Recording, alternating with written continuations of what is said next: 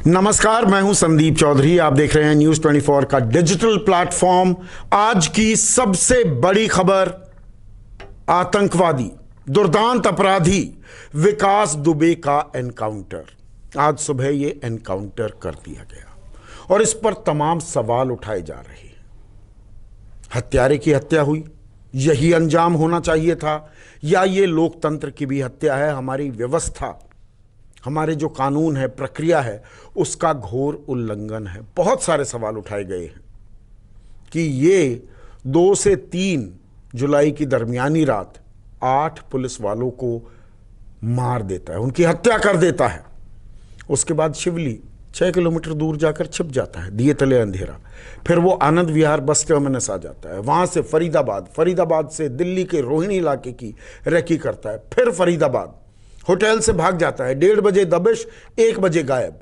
उज्जैन में महाकाल के दर्शन करता है और सिक्योरिटी गार्ड को जाकर कहता है, मैं विकास दुबे हूं। वहां पुलिस इसे अपने कब्जे में लेती है, सुपुर्द कर देती है उत्तर प्रदेश एसटीएफ को, और वो निकलती है कल रात इसे लेकर उत्तर प्रदेश के लिए। और आज सुबह कानपुर के नजदीक एनकाउंटर हो जाता है। एनकाउंटर से ठीक पहले कुछ दूरी पर ही मीडिया को रोक दिया जाता है, बैरिकेड्स लगा दिए जाते हैं, गाड़ी पलट जाती है, गाड़ी के शीशे महफूज। वो निकला कैसे? उसने हथकड़ी पहन रखी थी कि नहीं? पिस्तौल कैसे छीन ली? सीने पर अगर भाग रहा था, 3 गोलियां सीने पर कैसे लग गई अगर वो भाग रहा था? वहां पर बरसात हो रही थी, कपड़ों पर कीचड़ और मिट्टी क्यों नहीं? ये सवाल हैं। लेकिन अब उससे बड़ा सवाल जो होना था वो तो हो चुका है। लेकिन सुकेश मेरे सहयोगी मेरे साथ हैं। सुकेश, सवाल ये उठ रहा है कि इस एनकाउंटर की हकीकत भी सामने आएगी। अब जांच की मांग हो रही है कि सुप्रीम कोर्ट का सिटिंग जज करे या सीबीआई करे। जांच से सत्य निकल पाएगा? देखिए, मुश्किल लगता है। या तो सुओ मोटो सरकार कहे कि इसकी जुडिशियल इंक्वायरी कराते हैं, जो कि रूल आउट समझिए, वो नहीं होगा। सरकार का जो अभी तक का रवैया है, पुलिस का जो रुख है कि एक अपराधी था जिसने 8 लोगों की खूंखार हत्या की, उसके बाद वो भाग रहा था और वो इतना शातिर था कि रास्ते में लाते वक्त भागने की कोशिश की और अंत में हमें उसे मारना पड़ा। ये स्क्रिप्ट है पूरी। उत्तर प्रदेश सघन जांच होगी, ये कह रही है। सघन जांच तो होगी, ये कोई भी सरकार कहेगी, कोई भी पुलिस कहेगी। लेकिन पेंच कहाँ है? क्यों पकड़ में नहीं आ सकती? क्यों आप ये हमारा जर्नलिस्टिक इन्वेस्टिगेशन हो सकता है कि ये तमाम चीजें थी। हम कह सकते हैं कि पीठ पे गोली क्यों नहीं लगी, तो पलट के ये कहा जाएगा कि वो गोली भी चला रहा था, तो वो सीने पे भी लग सकती है। तो वो तमाम जो काउंटर क्लेम्स हैं वो पुलिस की तरफ से होंगे, लेकिन वो कहाँ होंगे? सवाल ये है कि उनसे ये पूछेगा कौन? ये आप क्यों कह रहे हैं? ये इसलिए कह रहा हूं, अदालत पूछेगी ना। मैं बताता हूं आपको। देखिए, 2 घटनाएं हुई है हाल में। मतलब एक घटना, उसके 2 पहलू बताता हूं। फरीदाबाद से उसके एक गुर्गे को पकड़ा गया। बिल्कुल पकड़ा गया। उसके साथ भी यही हश्र हुआ। जीप खराब हो गई, उसने पिस्टल छीन ली, उसका एनकाउंटर हो गया। इसके साथ भी यही हुआ, जीप पलट गई, ये भागने लगा, इसका एनकाउंटर हो गया। लेकिन दोनों में बेसिक फर्क क्या है जो मुझे समझ में आता है, मैं दर्शकों को समझाना चाहता हूं। फरीदाबाद से जो उसका गुर्गा निकला था, फरीदाबाद में उसकी गिरफ्तारी दिखाई गई थी। वो ट्रांजिट रिमांड पे था। उसके केस में पुलिस को, कोर्ट को यह बताना पड़ेगा, चूंकि वो ट्रांजिट रिमांड पे था, तो कानपुर में कोर्ट को बताना दिया कि आप उधर ले जा सकते हैं। हाँ। और आपको ये वहां बताना पड़ेगा कि इस कोर्ट ने हैंडओवर किया था आपको, ये वहां नहीं पहुंच पाया, किन परिस्थितियों में नहीं पहुंच पाया, ये पूछा जाएगा। उसकी एक मतलब जज सीधा सवाल पूछेगा, पूछ सकता है ना कि तो भाई क्यों नहीं पूछा जाएगा? इसलिए नहीं पूछा जाएगा, वही बताना चाहता हूं कि गिरफ्तारी नहीं दिखाई गई थी मध्य प्रदेश में, ट्रांजिट रिमांड पे नहीं था वो। पर गिरफ्तारी का जो कानून पढ़ाया जाता है कि हेबियस कॉर्पस एक पिटिशन होती है। हेबियस कॉर्पस का मतलब होता है वेयर इज द बॉडी, शरीर कहाँ है। आप गिरफ्तारी करेंगे तो 24 घंटे में अदालत में आपको पेश करना होता है। हम पेश करने ले जा रहे थे उसको, लेकिन रास्ते में हादसा हो गया। पर गिरफ्तार तो हुआ उज्जैन में। गिरफ्तार उज्जैन में हुआ। हाँ। पुलिस, उत्तर प्रदेश पुलिस ने गिरफ्तार किया, मध्य प्रदेश पुलिस ने गिरफ्तार नहीं किया। गिरफ्तारी नहीं दिखाई, नहीं दिखाई। उनके कब्जे में था। उनका यह कहना था कि चूंकि मध्य प्रदेश में इसके ऊपर कोई केस नहीं था, हमने इसको यहां पकड़ा और हमने जहां पे इसने ये कृत्य किया था हमने उत्तर प्रदेश को पुलिस को सौंप दिया। उत्तर प्रदेश पुलिस इसको कोर्ट के सामने पेश करती, ये जुडिशियल स्क्रूटनी में नहीं आएगा, क्योंकि अगर ये ट्रांजिट रिमांड पे होता तो इसको अगले दिन पुलिस को बताना पड़ता कि किन परिस्थितियों में इसकी हत्या हो गई और इसका एनकाउंटर हो गया। और आप जैसा कह रहे हैं वो जज भी पूछ सकता था कि अगर वो बैठा दिखा ये किसी भी दर्शक के जहन में ये सवाल आएगा तो क्या ये सोची समझी रणनीति थी या ये एक सामान्य प्रक्रिया है कि कोई दुर्दांत अपराधी किसी दूसरे प्रदेश में पकड़ा जाए। शहाबुद्दीन अगर गुड़गांवा में गिरफ्तार होता है, मैं बिहार के शहाबुद्दीन का जिक्र कर रहा हूं, वो स्टोरी आपने लगातार ट्रैक की है, खोज भी आप ही निकाल पाए, एसटीएफ ऐसे ही घूमती रह गई थी। तो अगर पकड़ती है गुड़गांव तो वहां पर एफआईआर दर्ज नहीं होगी, वहां पर गिरफ्तारी नहीं दिखाई जाएगी। सामान्य प्रक्रिया क्या होती? ये देखिए, ये ग्रे एरिया है। अब जैसे फरीदाबाद में उसकी गिरफ्तारी दिखाई गई कि इसको हमने गिरफ्तार किया है, इसके पास से हमने पिस्टल बरामद की, तो ये तो अपने आप में अपनी ही बात को काट रही है एसटीएफ। जो उसका सहयोगी था, एक और अपराधी, उसने फरीदाबाद में कौन सा गुनाह या अपराध किया था? पिस्टल निकला ना उसके पास से पिस्टल बरामद हुई थी। यहां तो कह रहे हैं चाकू भी निकला है। ये ऑन रिकॉर्ड नहीं है कि चाकू उसके पास निकला कि नहीं निकला। मध्य प्रदेश में उसके ऊपर कोई केस नहीं था। मध्य प्रदेश पुलिस ने बिल्कुल आराम से उसको उत्तर प्रदेश पुलिस को सौंप दिया कि आपके यहां ये हत्या हुई है, आपके यहां इसने हत्या की है। ये आप बहुत बड़ी खबर दे रहे हैं, ये बहुत बड़ी खबर है। ये मुझे लगता है कि पुलिस के जहन में ये बात थी कि अगर इसका ट्रांजिट रिमांड होगा तो इसको कोर्ट में हमें बताना पड़ेगा अगर ऐसी कोई घटना होती है तो ये एक लूप होल मुझे दिखता है कि सीधे जुड़ती हैं। देखिए, हम तो पत्रकार हैं, जुडिशियल स्क्रूटनी में नहीं आएगा। कल रात को अनटिल अनलेस जुडिशियल इंक्वायरी कभी भी हो सकती है, सुओ मोटो हो सकती है, कोई संस्था चली जाए कोर्ट में तो जुडिशियल इंक्वायरी का ऑर्डर हो सकता है, लेकिन अभी पुलिस जुडिशियल स्क्रूटनी के लिए बाध्य नहीं है। लीगल ग्राउंड स्ट्रांग कर रखा है उसने। ये सवाल में इसलिए, देखिए कड़ियां कहां जुड़ती हैं। अब एक और इत्तेफाक की बात आ गई, मैंने कई गिनवाए यहां पर। कल रात को उज्जैन पुलिस ने एक बाकायदा प्रेस कॉन्फ्रेंस की, उसके बाद यूपी एसटीएफ इस विकास दुबे को लेकर निकलती है।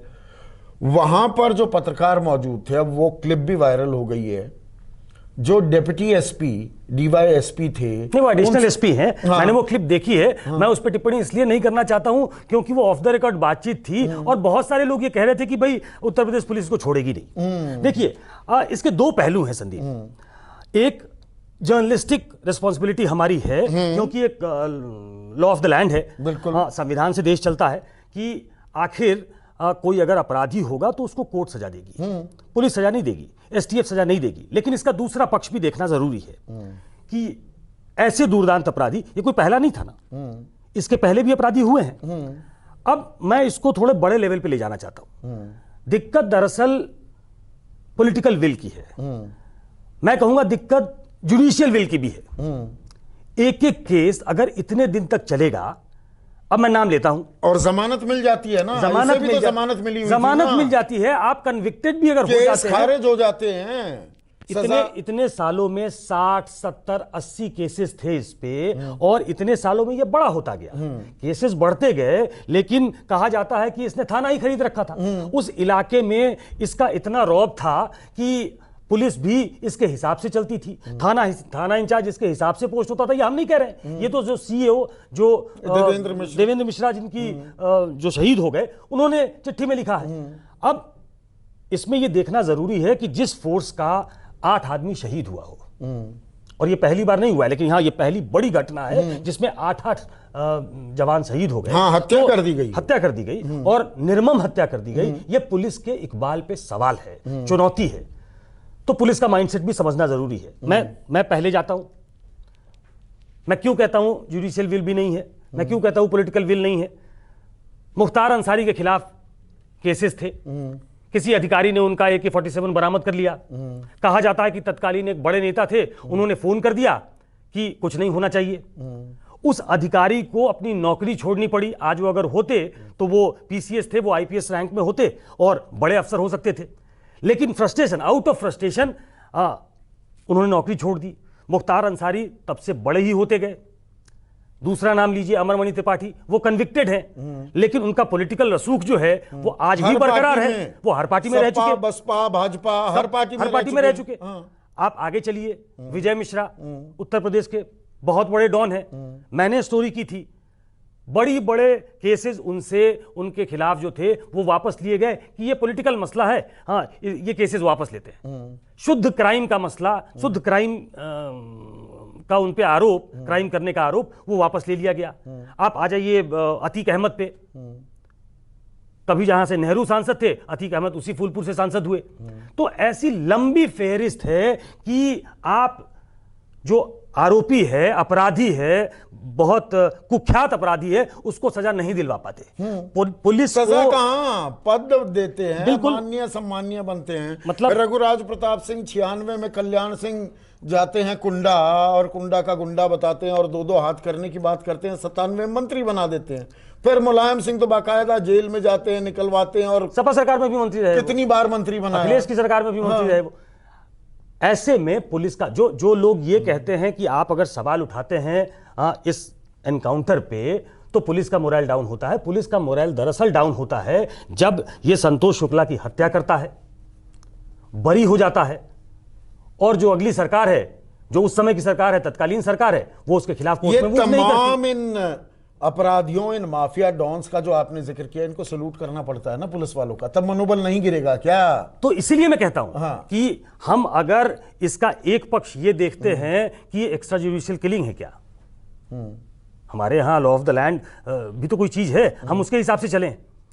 पुलिस, मैं बार बार कहता हूं कि उसका इकबाल बुलंद होना चाहिए, सरकार का इकबाल बुलंद होना चाहिए।